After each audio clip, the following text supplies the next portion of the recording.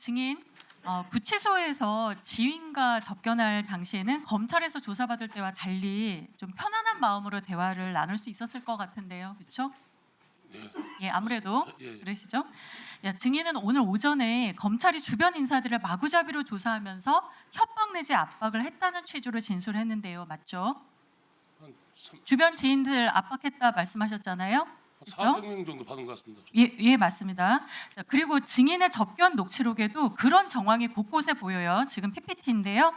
끝날만 하면 뭘 또 내놓으라 하고 뭘 또 내놓으라는 거냐. 구속영장 친다고 난리였어.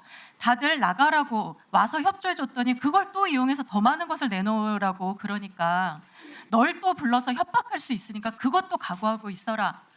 걔네들이 정직하지 못한다 이러면서 아마도 이제 검찰에 대해서 욕설도 하는 것 같아요. 자, 증인 2023년부터 2024년 증인의 출정 횟수거든요. 여기 맨 첫 칸 보세요. 184회나 불렀어요. 예. 이렇게 검찰이 이 많은 횟수를 불러서 반복 조사하면서 증인의 주변 인사들에서 구속영장 치겠다 이렇게 협박하고 회유했을 때 마음이 아주 좋지 않으셨을 것 같거든요. 아까 그 지점에 대해서 억울함 호소하신 거 맞죠? 예, 맞습니다. 예, 자 장관님, 법무부 장관님, 한명숙 전 총리 모해위증 교사 사건 이후에 이렇게 마구잡이로 출정시키지 않겠다고 수용자 출석 요구 및 조사 지침 만들었거든요. 그런데 1년도 안 되어서 이런 일이 또 벌어지고 있어요. 지침 위반하면서 수사한 검사들 감찰 지시하고 징계 조치 확실하게 해주십시오. 네, 뭐 이 사건 요것뿐만 아니라 뭐 전반적으로 다시 점검을 좀 해야 예, 됩니다. 점검 꼭 해주시고요. 자, 다음으로 우리 구자현 직무대행님. 제가 지난번에는 검찰이 공범 쪼개기 기소를 통해서 이재명 지사를 향해서 유죄를 빌드업해가는 그 과정을 한번 지적을 했었는데요. 오늘은 검찰이 쪼개기 기소를 통해서 공범들에게 어떻게 면죄부 주었는지 한번 보겠습니다. 자, 수원지검은 2022년 11월 16일 금융강도원에게 쌍방울그룹 불공정 거래 관련 정보사항 제공이라는 공문을 보냅니다. 자본시장법 위반 혐의에 대해서 자료 분석해서 회신해달라 그런 내용이고요. 자, 조사를 마친 금감원은 2달 뒤에 수원지검에 방문해서 조사 결과를 설명합니다. 이후에 수원지검은 추가 조사를 요청했고 금감원도 제공하기로 했고요.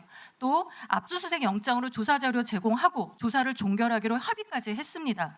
이후에 검찰이 7월 17일 금감원에 증거인멸 등 우려를 표하면서 긴급조치를 요청하고요. 금감원은 이 취지대로 8월 11일 금융위에 쌍방울, 비비안, 광림 등에 대해서 불공정 거래 사건 긴급조치 요청을 했어요.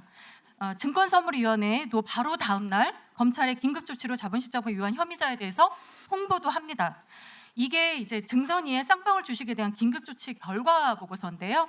보시는 대로 주요 혐의사항, 부정거래 금지 위반, 대량 보유 보고 의무 위반, 주요사항 보고서, 제출 의무 위반 등 상세하게 들고 있어요. 지금까지 보면 굉장히 정상적인 프로세스로 보입니다. 그런데 대행님, 네. 검찰은 어떻게 했습니까?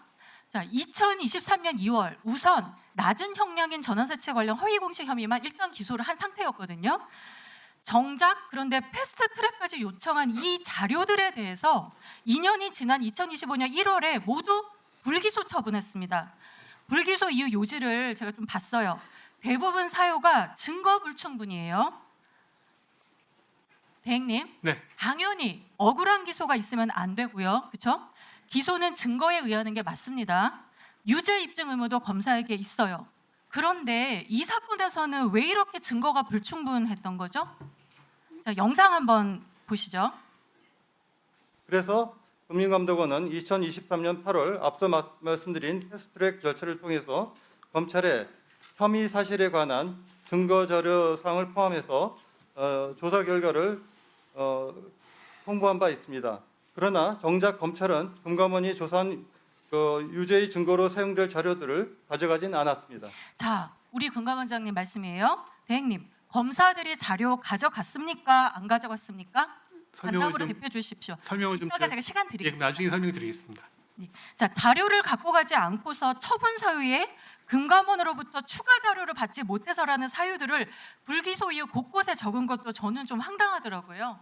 자, 법무부 장관님, 예. 검찰이 있는 증거 자료도 안 가져가고서 증거 불충분으로 대부분 불기소한 이 상황, 검찰이 어떤 의도가 없다면 이런 일이 일어날 수 있을까 싶고요.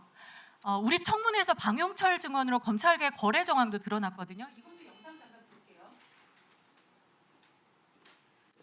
시간이 가면 영상이 안 나옵니다. 네, 제가 말씀드리겠습니다.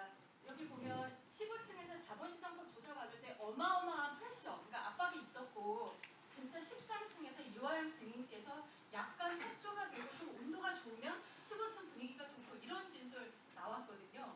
이 증언 내용에 비춰보면 쌍방울 공무원들이 이화영 진술 몰이 과정에서 회의 협박해서 검찰이 원하는 방향으로 진술을 받아내자 나머지 혐의는 없는 것으로 만들어준 것 아니냐 이런 의심이 지금 든다는 거거든요. 다만 이 공감원 자료누락 경위, 불기소 처분 경위 이거 정말로 즉각 감찰 지시하셔야 됩니다. 네, 뭐 이건 수사가 될 것으로 알고 있습니다. 네. 네, 직무대행님 죄송하지만 제가 한 가지만 여쭤볼게요. 이거 정말 제가 오늘 꼭 확인하고 싶어서 그런데요. 검사들이 모두 임관할 때 선서하죠. 그렇습니다. 네, 나는 불의의 어둠을 걷어내는 용기 있는 검사, 힘없고 소외된 사람들을 돌보는 따뜻한 검사, 오로지 진실만을 따라가는 공평한 검사, 스스로에게 더 엄격한 바른 검사가 되겠다. 그 가슴을 울리는 문장들인데요.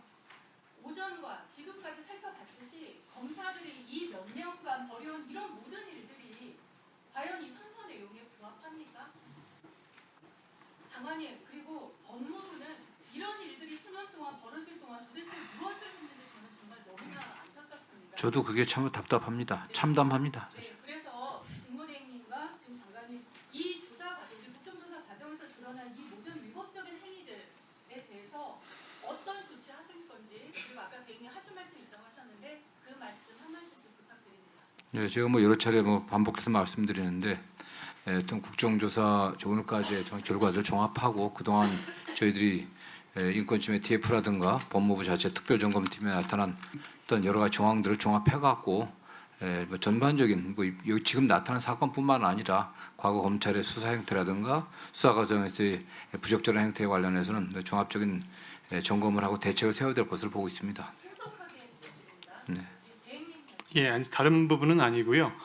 의원님께서 지적하신 부분에 관해서 저희들도 이제 내부적으로 그때 당시 어떤 과정이 있었는지 보고를 받았고 보고 내용이 뭐 그 금감원장님 말씀하신 거랑 일부 다른 부분이 있지만 어쨌거나 그건 법정에서 밝혀져야 될 부분이라서 저희가 관련 재판에서 최근에 그 금감원 자료에 대한 문서 송부 촉탁을 저희가 신청을 했습니다. 그래서 아마 그 자료들이 법원에 도착을 하면 그 과정을 통해서 사실관계들이 규명이 될 것으로 생각합니다.